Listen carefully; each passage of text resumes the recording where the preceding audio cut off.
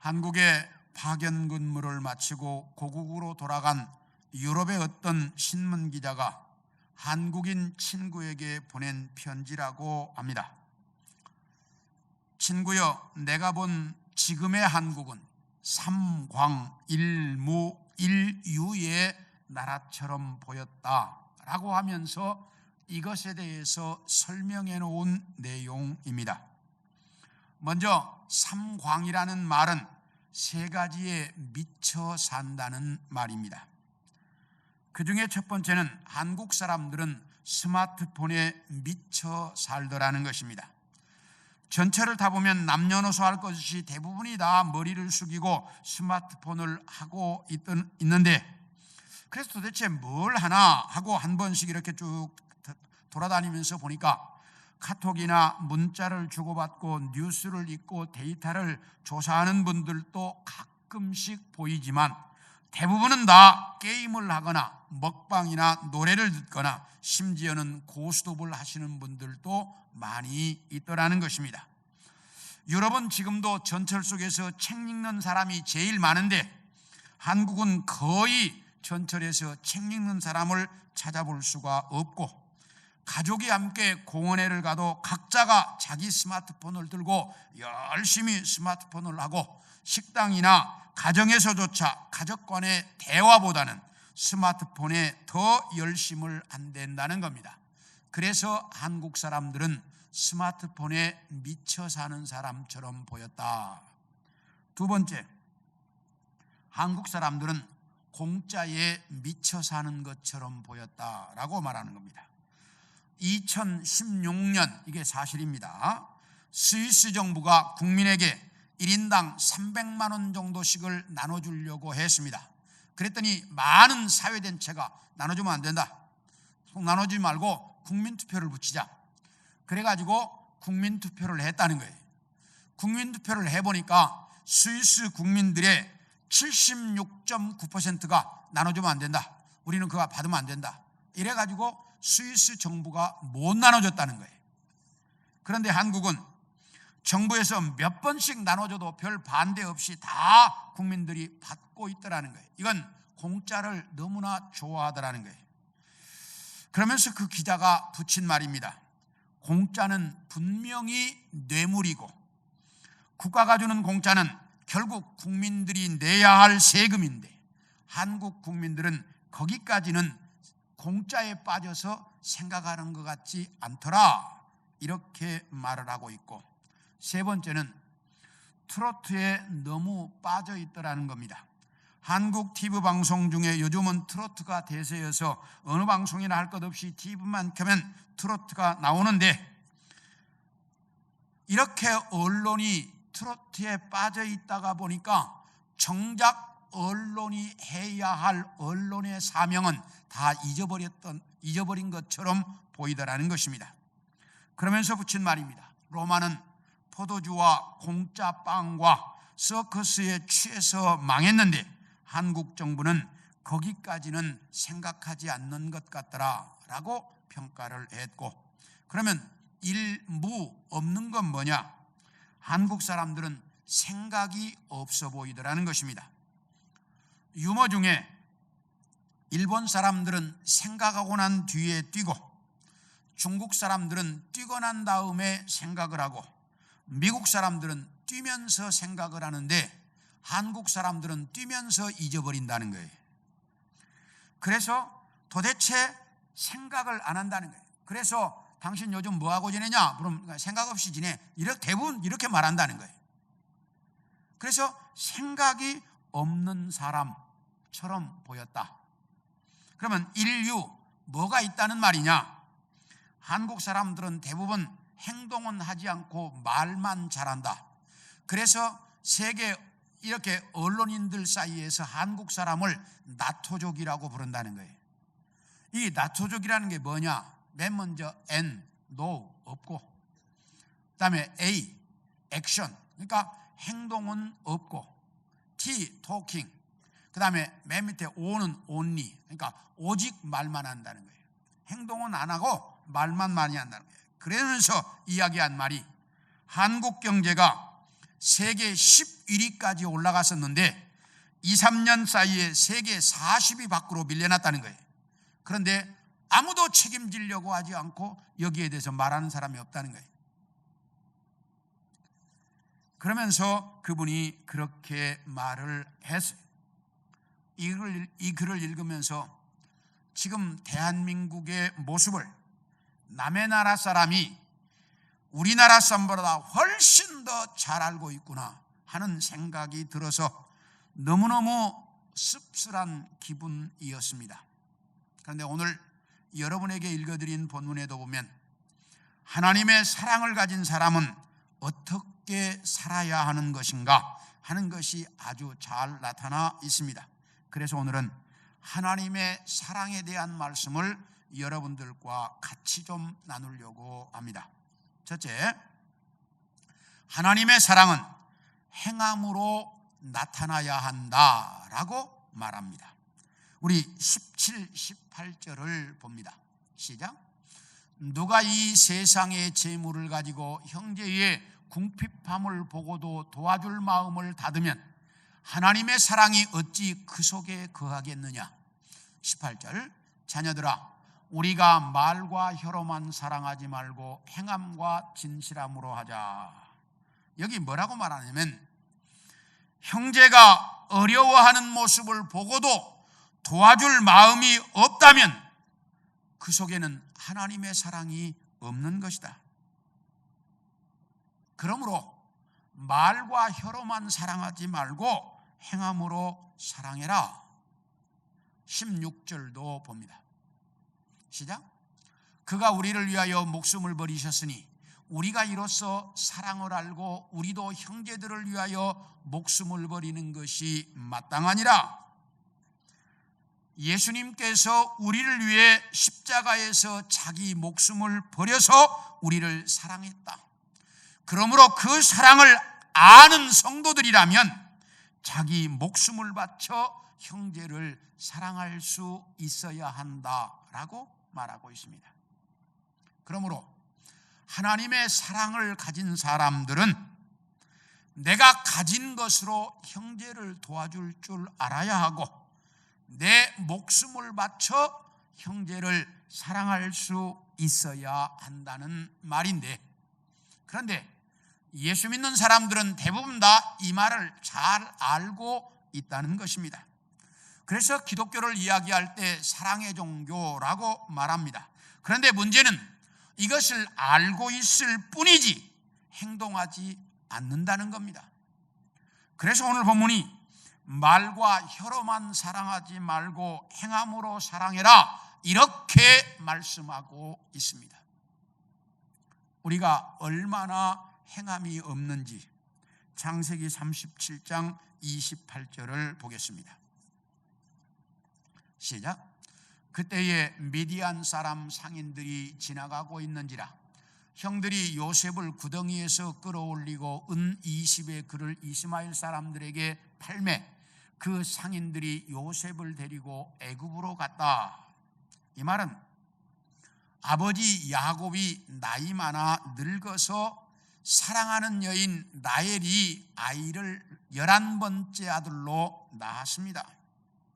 그래서 아버지가 그 아들을 요셉이라고 지었는데 이 아들이 너무 사랑스럽고 예쁜 거예요. 왜? 나이 많아 얻었죠? 그리고 사랑했던 여인이 낳은 아들이니까 얼마나 좋았겠어요. 그래서 이 아이를 너무나 사랑하니까 형들이 10명의 형들이 시기하고 질투해서 이 동생 요셉을 미워했습니다. 그런데 미운 놈이 미운 짓만 한다고 어느 날 이 요셉이 형들에게 오더니 형님들 내가 어젯밤에 자다가 꿈을 꾸었는데 내가 형님들하고 함께 곡식단을 묶고 있는데 갑자기 내 곡식단이 일어서니까 형님들 곡식단이 다 내 곡식단을 향해서 절하던데. 그러더니 또 며칠 있다가 형님들 내가 자다가 또 어젯밤 꿈을 꾸었는데 해와 달과 11별이 나를 향해서 절을 하더라고. 이러니까 형님들이 야 이 미친놈아 그러면 네가 우리 왕이 된다는 말이냐? 저런 싸가지 없는 이러면서 형제들이 다 요셉을 미워하고 시기하고 질투했습니다. 그러던 어느 날 형들이 들에서 양을 치고 있는데 요셉이 아버지 심부름으로 형들에게 왔습니다. 그러니까 자기들에게 가까이 오는 것을 보자 형제들이 그런 거예요. 야, 우리 저놈 죽여버리자. 저놈 없애버려서 정말 하나님이 그놈에게 군 꿈이 이루어지는지 안 이루어지는지 개꿈인지 아닌지 한번 보여주자. 그래가지고 형들이 이 요셉을 죽여버리려고 했다가 야, 그래도 죽이지는 말자. 저기 저 상인들이 지나가니까 저 사람들한테 종으로 팔아버리자. 이래가지고 형들이 동생 요셉을 은 20에 그 이스마엘 상인들에게 노예로 팔아버렸습니다.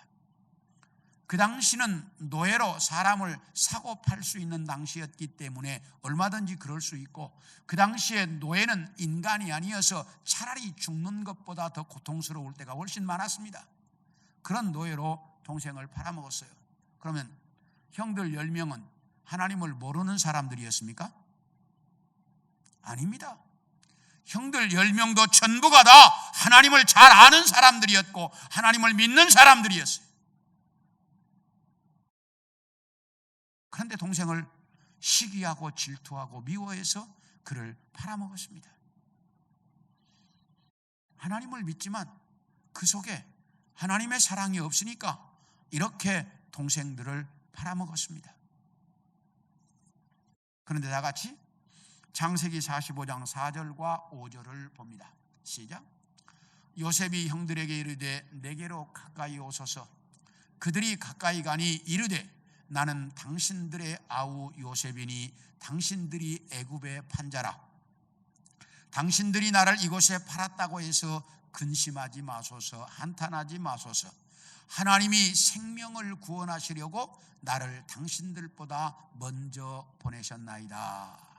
이 말이 무슨 말이냐면, 형들에 의해서 남의 나라에 노예로 팔려간 요셉이 애굽으로 팔려가서 애굽의 보디발, 이제 그 바로 왕의 친위대장인 보디발의 집에 노예로 팔려갔다가 누명을 쓰고 옥에 갇혔습니다. 그런데 옥에 갇혀서 다행히 정치인들을 만나게 되었고, 그 정치인들의 꿈을 해석해 주었던 것이 연결고리가 돼서 바로왕의 꿈을 해석하게 되었고, 그래서 애굽의 총리가 되었습니다. 애굽의 요셉이 총리가 되고 난 이후에 애굽을 비롯한 그 일대에 가뭄이 7년 동안이나 들었습니다. 그래서 다 먹을 것이 없어서 굶어 죽어가는데, 소문에 애굽에는 먹을 것이 많이 있다라는 소문이 들리니까 아버지 야곱이 아들들에게 너희가 애굽 가서 곡식을 좀 사와라. 그래서 이제 10명의 아들이 곡식을 사려고 애굽에 왔다가 동생 요셉을 만나게 된 겁니다. 그 당시 요셉은 애굽의 총리의 신분이었고, 형들은 남의 나라에서 곡식 사러 온 그 일개 평민에 불과했습니다. 그렇기 때문에 만약에 요셉이 형들에게 복수를 해야 되겠다는 마음이 들었다면 쥐도 새도 모르게 다 죽여버려도 아무 문제 없는 상황이었습니다. 그런데 그 형들을 만난 요셉이 형들에게 이렇게 말합니다. 형님들, 나는 당신들이 애굽의 노예로 팔아먹은 동생 요셉입니다. 혹시 나를 노예로 팔아먹었다고 해서 조금치도 염려할 것이 없습니다. 왜냐하면 하나님께서 우리 가족의 생명과 수많은 사람들의 생명을 살리라고 나를, 형님들을 이용해서 하나님이 이곳 애굽으로 보내셨기 때문입니다 라고 요셉이 형들에게 말하고 있어요. 이 말은 형들이 나를 팔아먹은 게 아니고 하나님이 형들을 이용해서 나를 먼저 애굽으로 보냈다는 거예요. 그러니까 누가 보낸 거예요? 하나님 보내. 그러니까 형들에게는 아무 책임이 없다는 말이에요. 어떻게 이렇게 말할 수 있을까? 요셉의 가슴에는 하나님의 사랑이 있었기 때문이에요. 하나님의 사랑이 있었기에 그런 형들을 이렇게 용서할 수가 있었습니다. 하나님의 사랑이 우리 가슴 속에 있으면 이렇게 용서하고 품으며 살아갈 수가 있다는 거예요.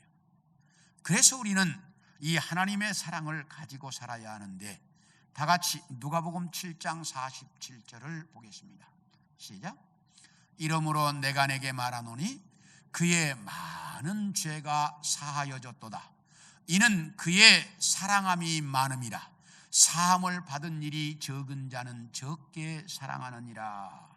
이 말은 시몬이라고 하는 바리새인이 예수님을 식사에 초대했습니다. 그래서 예수님이 그 시몬의 집에 가서 식사가 나오기를 기다리고 있는데, 예수님이 시몬의 집에 오셨다는 이야기를 들은 그 마을에 어떤 죄 많은 여인이 그 집으로 예수님을 찾아왔습니다. 그리고 예수님의 발 앞에 딱 서면서부터 웁니다. 그래서 눈물이 떨어지니까 예수님의 발에 눈물이 떨어졌습니다. 그러니까 무릎을 꿇고 앉아 자기의 머리채를 풀어서 예수님의 발에 떨어진 눈물로 예수님의 발을 싹 씻겼습니다. 그러더니 그 발에 입을 맞추고 자기가 준비해온 향유를 그 발에 싹 뿌려드렸습니다. 그러니까 이 모습을 보던 집주인 시몬이 마음속으로 이렇게 생각했습니다. 아니, 내가 저분을 초대한 것은 저분이 선지자라고 하기에 선지자인 줄로 알고 초대를 했는데, 이제 보니 선지자가 아닌 것 같네. 왜냐하면 내가 보기에도 저 여자는 창녀인 거 금방 알겠는데 어떻게 선지자가 그걸 모른다는 말인가? 저런 더러운 장녀가 발을 만지면 빨리 못 만지게 쫓아내야지 어떻게 저렇게 발을 만지는데 그냥 두고 본다는 말인가? 저 사람 선지자가 아니구만. 이렇게 집주인 시몬이 생각을 하고 있었습니다. 그러니까 이 모습을 아신 예수님께서 시몬을 향해 이렇게 말합니다. 시몬아, 내가 너에게 할 말이 좀 있다. 무슨 말씀인데요? 그 당시에는 손님을 초대하면 기본적으로 발 씻을 물을 주고 안고 인사하고 그리고 냄새 좋은 향수를 뿌려주는 것이 그 당시 손님을 맞이하는 방법이었어요. 그런데 예수님이 시몬에게 이렇게 말합니다. 시몬아, 내가 너희 집에 들어왔을 때 너는 나에게 발 씻을 물도 주지 않았다. 그런데 이 여자는 자기 눈물로 내 발을 씻었다.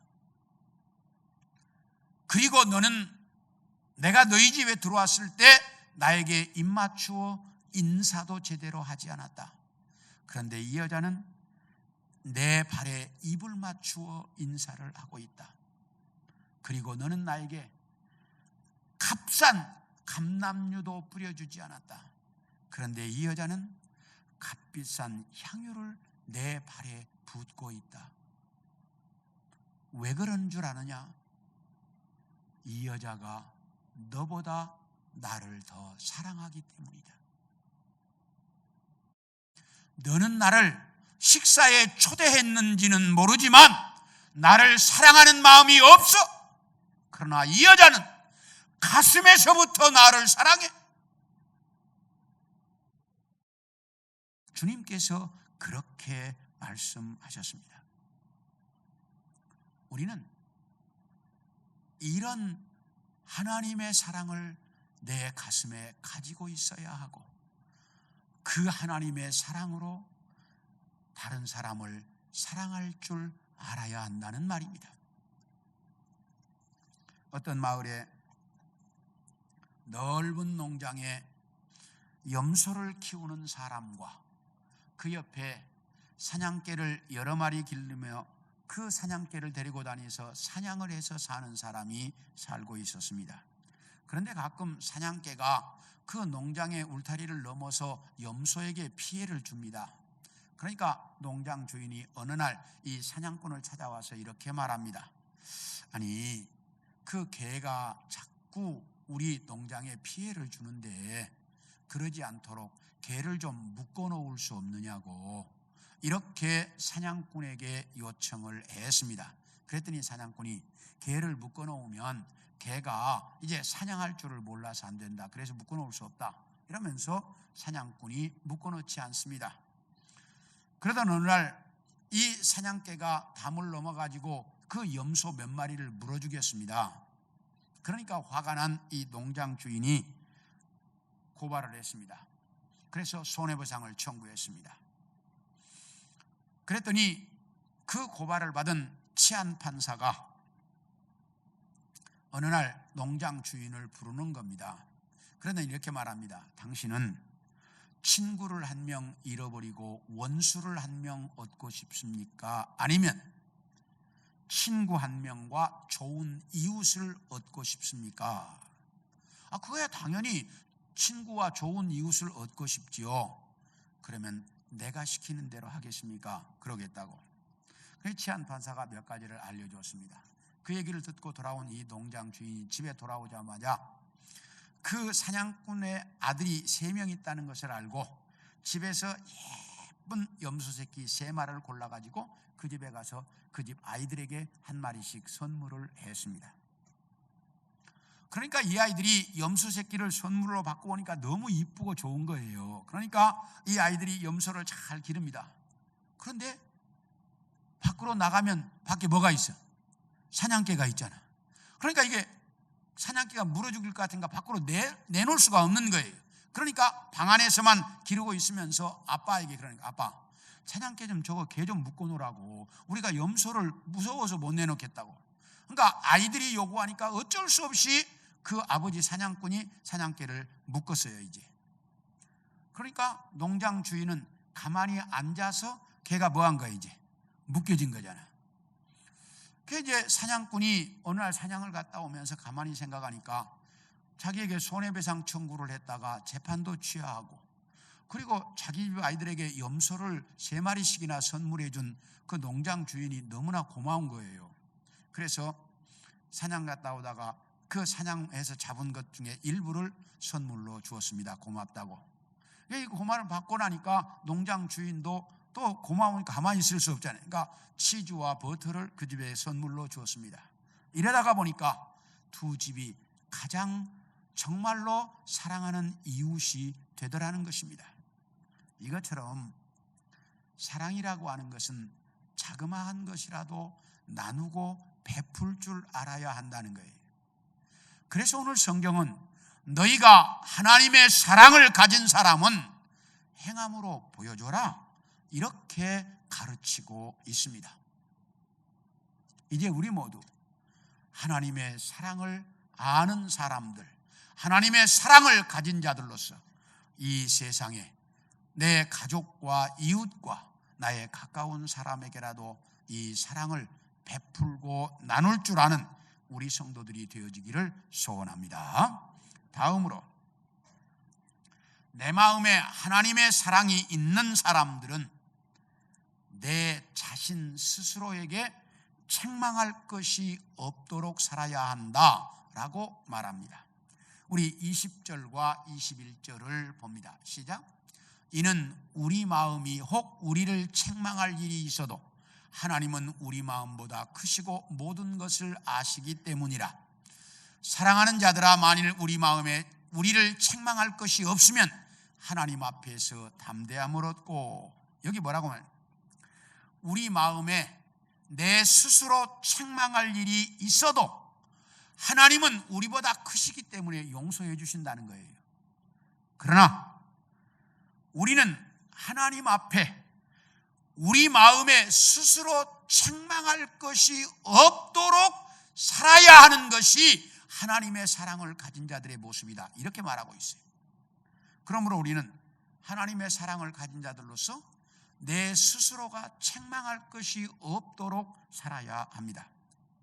그런데 우리는 죄인입니다. 그렇기 때문에 하루에도 수십 번씩 수백 번씩 내 마음에 죄악된 생각이 떠오르고 늘 죄질 생각 속에서 살아가기 때문에 내 자신 스스로가 책망할 것이 없도록 살아갈 수가 없어요. 그게 우리의 모습입니다. 그래서 바울 같은 사도도 이렇게 말을 했어요. 우리 로마서 7장 22절부터 24절을 봅니다. 시작. 내 속사람으로는 하나님의 법을 즐거워하되 내 지체 속에서 한 다른 법이 내 마음의 법과 싸워 내 지체 속에 있는 죄의 법으로 나를 사로잡는 것을 보는도다. 오라, 나는 곤고한 사람이로다. 이 사망의 몸에서 누가 나를 건져내랴. 바울이 뭐라고 말하냐면 자기 마음 속에는 두 마음이 있다는 거예요.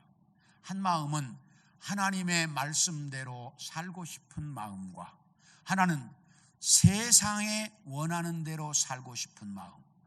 이 두 가지 마음이 자기 안에서 싸우는데 싸울 때마다 세상이 원하는 대로 살고 싶은 마음이 이긴다는 거예요. 그래서 바울이 뭐라고 이야기하냐?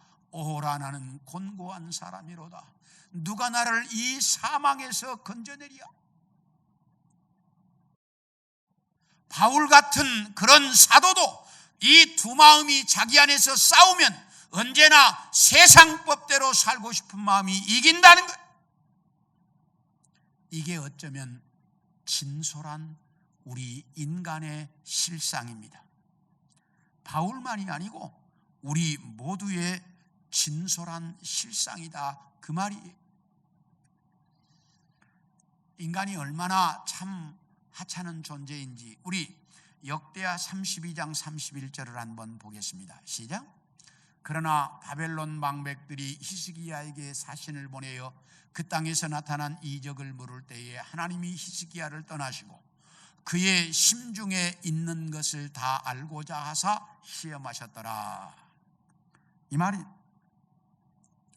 우리가 너무나 잘 알고 있는 남왕국 유다 나라에 이제 임금이었던 히스기야 임금에 대한 말씀입니다. 히스기야 임금은 살아생전에 하나님의 어마어마한 이적을 참 많이 경험하며 살았던 사람이 히스기야 임금입니다. 얼마나 놀라운 이적들을 경험했느냐? 첫째, 아수르의 사네립 임금이 어마어마한 군대를 이끌고 이스라엘 나라를 침략해 와가지고 북왕국을 멸망시켜버렸습니다. 그리고 남왕국도 멸망시키려고 침략해 와서 예루살렘을 포위했습니다. 그리고 히스기야 임금에게 편지를 보내 빨리 항복하라고 그렇게 편지를 보냈습니다. 그러니까 그날 밤에 히스기야 임금이 그 편지를 들고 성전으로 올라가서 하나님 앞에 펴놓고, 하나님, 저 아수르 하나님을 모르는 저놈이 하나님을 얼마나 모욕하는지 한번 읽어보십시오. 하나님, 저 하나님을 모르는 아수르에서 우리를 건져주십시오 라고 기도했습니다. 그랬더니 그 밤에 하나님이 천사를 보내 18만 5천 명을 시체로 만들어버렸습니다. 다음날 아침에 일어나 보니 다 시체가 되어 있자 아수르의 사네립이 얼굴이 뜨뜻해서 도망가 버렸습니다. 하룻밤 사이에 18만 5천 명이 시체로 변한 모습을 자기 눈으로 봤습니다. 그뿐만이 아닙니다. 히스기야 임금이 병이 들었을 때 이사야 선지자가 와서 이렇게 말합니다. 왕이여, 하나님께서 당신은 이 병으로 죽는다고 말씀하셨습니다. 그러니 인생을 잘 정리하십시오.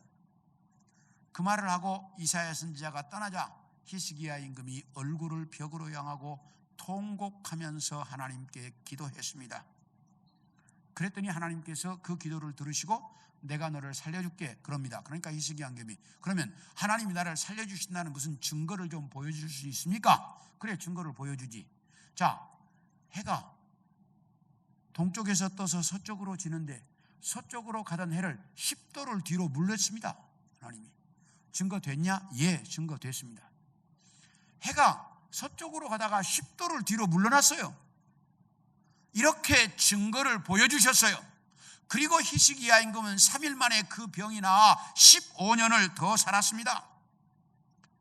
이렇게 어마어마한 기적들을 체험하고 있던 히스기야 임금이기에 하나님께서 저 히스기야가 정말로 나를 사랑하는지 한번 보자. 그래가지고 하나님이 히스기야를 떠나셨습니다. 히스기야를 테스트하려고 떠나셨습니다. 그런데 하나님이 떠나고 나자 교만병이 들어가지고 볼 수 살 수 없이 살았던 게 히스기야 임금이에요. 나중에 회개하고 돌아왔습니다만 그렇게 엄청난 기적을 보았던 히스기야도 하나님이 떠나니까 그 모양 그 꼴이더라 그 말이에요. 그게 인간의 모습이라는 거예요. 우리의 모습을 볼까요? 조금만 남보다 나으면 왜 그렇게 잘난 체를 하고 목에 힘을 주는지 참 인간인 우리가 보기도 민망스러울 때가 가끔 있고요. 조금만 남보다 더 가지고 있거나 자리가 높으면 어떻게 그렇게 사람을 무시하고 거들먹거리는지 도대체 눈꼴이 씌어서 보기 싫을 때가 있다. 겉으로 드러나지는 않아도 마음속에는 교만과 자랑과 미움과 시기와 질투가 가득 차 있는 게 우리의 모습이다 그 말이에요.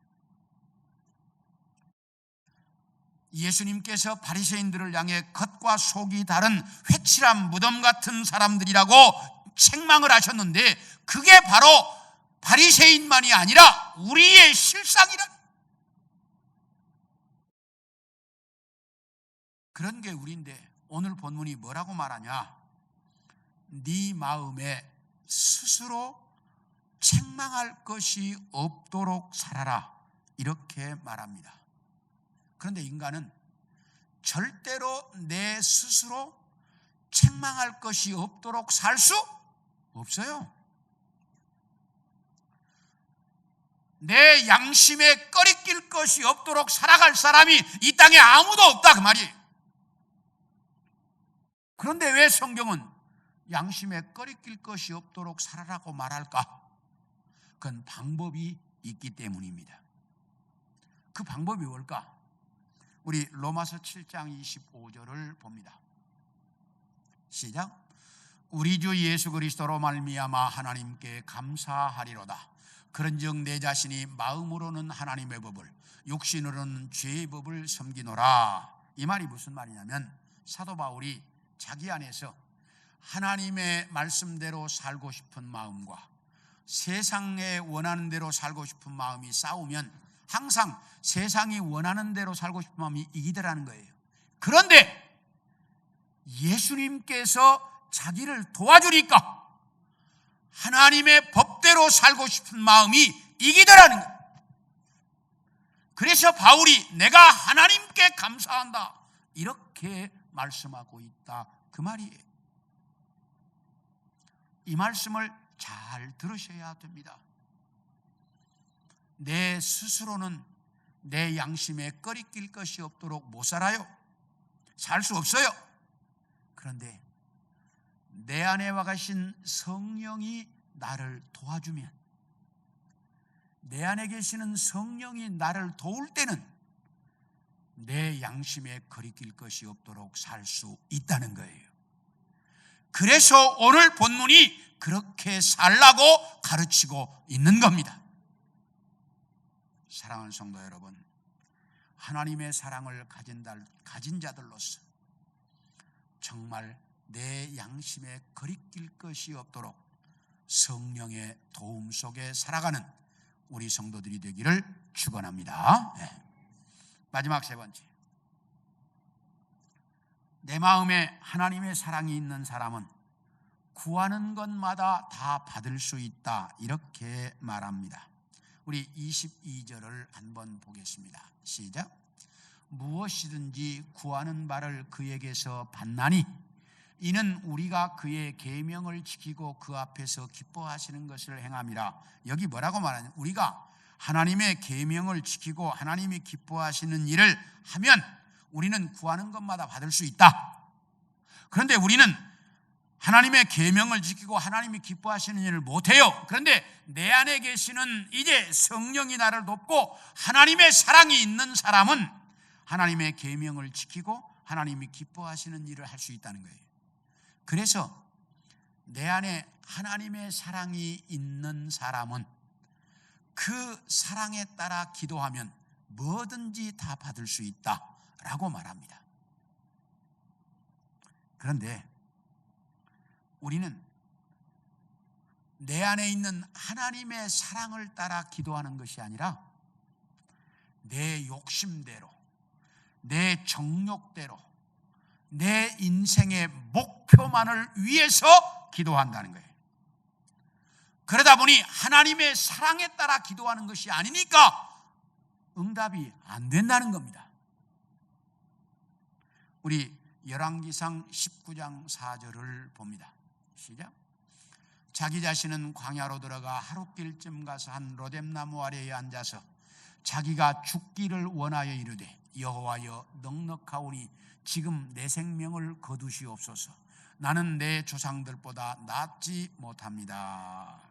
이 말은 칼멜산에서 바알과 아세라를 섬기는 선지자 850명과 내기를 해서 이긴 엘리야가 바알과 아세라를 섬기는 선지자 850명을 죽였습니다. 그러니까 이 소식을 들은 왕비 이세벨이 엘리야를 죽이겠다고 난립니다. 그러니까 이 엘리야가 빨리 도망을 갔습니다.